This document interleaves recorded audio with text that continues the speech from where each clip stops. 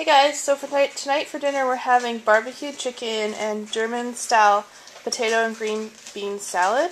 And my husband did a tutorial on this since he's the cook in our house, so here it is. Okay, so this is just a grilled chicken thigh. And so we've got boneless skinless chicken thighs, a store-bought rub marinade. This is Le Grill roasted garlic and pepper. And then this stuff's pretty expensive, so I cut it in half using Dijon mustard, some balsamic vinegar, and olive oil. So we're going to start by getting this stuff into a plastic Ziploc, and then we're going to add in our marinade and toss this in the fridge. So we've got everything in the bowl now. I'd say it's about 4 to 6 tablespoons, about half the jar of the marinade, about 2 tablespoons worth of Dijon mustard, and the same of the balsamic and the oil combined. So we're just going to mix this up in the plastic bag and toss this in the refrigerator for a couple of hours. So everything's thoroughly coated now, and we've removed all the air from this, so you don't want any air in here. And we're going to toss this in the fridge for a couple of hours, and then it's going to go as is onto the grill, marinade and all. Okay, so this is German potato salad, and it's both potatoes and green beans in this salad, not just potato. And German potato salad doesn't have a cream base or mayo-based dressing, but rather a vinegar-based dressing. So what we're going to do, we're going to boil our potatoes. We're using white potatoes here. I usually use nugget potatoes because I don't have to chop them as much. But the point is, you want a thin, light-skinned potato, a skin that you can eat after it's boiled. And nugget and white potatoes, you could use red as well. We're using a Spanish onion here, just because that's what I prefer. And green beans. I usually use about 1/3 the amount of green beans to potatoes. I've got way too many green beans here, but they weren't looking so great in the store, so we'll be cutting a bunch of these out. And these get diced, or not diced, but chopped into, I'd say about 1 to 1.5 inch pieces, and the potato is going to go into a 1.5 inch cube. And the onion is going to get macerated in the vinegar dressing, and we do that using a mandolin. If you don't have one of these, I'd recommend picking one up. Otherwise, you're going to spend a lot of time chopping onions. You want them to be really fine. So you'll see that when I get to that step. And they're going to be the dressing in with the vinegar, olive oil. This is extra virgin olive oil, dill, and I'm using dried dill here. Fresh dill is definitely better, but if you're using dried dill, you're going to use a lot. So make sure you've got a large one or a new one. And chicken bouillon, or chicken stock. Okay, so we've got our potatoes in salted water. Remember, salt is a function of the water, not what you're cooking in it. So lots of salt if you've got a larger pot. And then our green beans are prepped and ready to go as well. So the idea here is that we're going to cook the potatoes until they're nearly done and falling apart. And as they're finishing, we're going to toss in the green beans and blanch them for about 3 or 4 minutes so that they're fork tender, but still crisp. And this potato salad gets mixed hot, and they're going to continue to cook a little bit. So this is going to seem like an obscene amount of onion for this potato salad. But what you need to think about is that we're macerating this in vinegar. And as a result, the onion's actually playing the same role that pickle would in a normal potato salad. And I like pickle in my potato salad. So I use quite a bit of onion. And Spanish onions are really mild, so it doesn't hurt to go overboard. Okay, so we've got our onion done, and this is really fine. This is like an 1/8 inch dice. Really, really fine dice. Pretty hard to replicate this with a knife. So I've got about 3 cups of liquid here, and right now it is half vinegar and half bouillon. But my bouillon is double strength, so you'll need to balance that if you're using actual chicken stock. I simply do that because the bouillon is going to add a little bit of extra seasoning as well. but you have to temper that against the amount of salt that's going to be in it. So again, I've got about 3 cups worth of liquid, and half of that, or a cup and a half of that, is vinegar. So I'm going to add that now to the onions, which I've put in a food safe tub, and you'll see why I'm doing this in a minute or so. Okay, so in the tub I have now added lots of dry dill and ground pepper, and you know, everybody says pepper to taste. I put more than you think you'll want.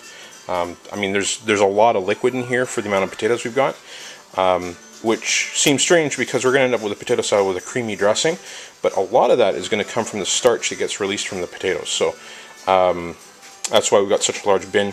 We're actually going to smash the potatoes against each other, literally by shaking them in this bin once they're overcooked, which is going to come from the time that they'll spend cooking while also blanching the green beans. So we're going to wait until these are just about done, fork tender, then we're going to blanch these, at which point the potatoes will be nearly overdone. Okay, so potatoes at this point are done. You can see that the potatoes are just about starting to break apart. You can see bits of potato floating in the water. At this point you wouldn't be ready to mash them, but if you were going to just serve potatoes on a plate or eat them with butter or sour cream or something like that, they're just about at that point. So these are nearly done. So we are now going to add in our green beans, and we are going to wait until the green beans are blanched and fork tender. Okay, so it's been a couple of minutes, and I've confirmed that, or I've tested the green beans, you know, fork tender. You'd be able to stick in a fork in it without much resistance, about what you'd be serving it if you were going to eat it cooked. And I'm now going to drain these off and dump them right into the dressing. Okay, so we're not going to stand too close because all the steam is going to fog up the camera. But basically, we've now got our potatoes and green beans sitting inside of our tub with the dressing, which consists of the onion that's chopped really, really fine, the stock or bouillon, and vinegar, dill, and pepper. At this point we haven't salted anything because you're not going to know how salty it is based on the bouillon or stock that you used until you've mixed everything. So we're going to wait to salt at the end. So next step is going to be to smash everything up. So we're going to put a lid on it and shake vigorously. So what you're going to see happen is you shake this, and I'm not done yet, but we're getting there, is that the potatoes are going to start breaking apart. So what was a fairly large chunk on the potato is starting to break down, and the overcooked potato is now breaking off and actually becoming part of the dressing. So the starch is actually mixing with the vinegar and with the stock and is becoming its own dressing. So I'm now going to add a little bit of olive oil as well, extra virgin olive oil, and keep on beating away at this. Okay, so I've just transferred this into another container for the time being. This is quite warm right now. We're of course going to want to eat it cold. So it's going to go into the fridge. Potato salad's always better the next day anyhow. And you're going to notice that there's quite a bit of liquid still in this. And the potatoes are going to absorb a lot of that liquid. So you'll see this tomorrow when we're about to eat it, and it's going to have firmed up quite a bit. A lot of the liquid's going to have disappeared, and at that point you will then salt it. Okay, so we're about to barbecue our chicken thighs now, and because we're dealing with a wet marinade that's likely going to stick, it's going to be pretty tough on the barbecue. So what we do is we're going to rub the grill down with some oil, canola or sunflower oil, something like that. You're going to put it on paper towel, and then you're going to rub the grill thoroughly. And this isn't going to transfer any extra fat onto the chicken. It's just going to help prevent it from sticking. Okay, so we've got our chicken thighs on the grill now. I've got these on what would be the skin side down first, because they're going to do a much better job of searing off and hopefully drying out the tops of them just a little bit more so they have less of a chance of sticking. And you're going to grill these the same way you would any other chicken thigh. Pretty straightforward. Okay, so it's been just over 5 minutes, maybe just about closer, between 7 and 10 maybe. And I'm going to start flipping them. You can't really see because of how much sun it is, but we're starting to get a little bit of a char on the outside. The bottoms are definitely done, but the tops are absolutely raw still. So we're not quite halfway cooked, I'd say. We'll probably flip them back onto the skin side one more time, right before they're done, maybe to get a little bit of a nicer grill mark. Okay, so they're just about done at this point.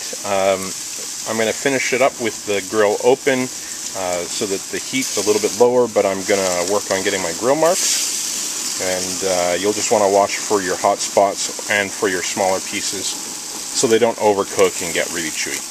Alright, so I've just pulled the chicken off the grill, a little less than 20 minutes cooking time, start to finish. And we'll take this back inside and see how it tastes. It's awesome. Very tasty. Alright, let's try some potato salad.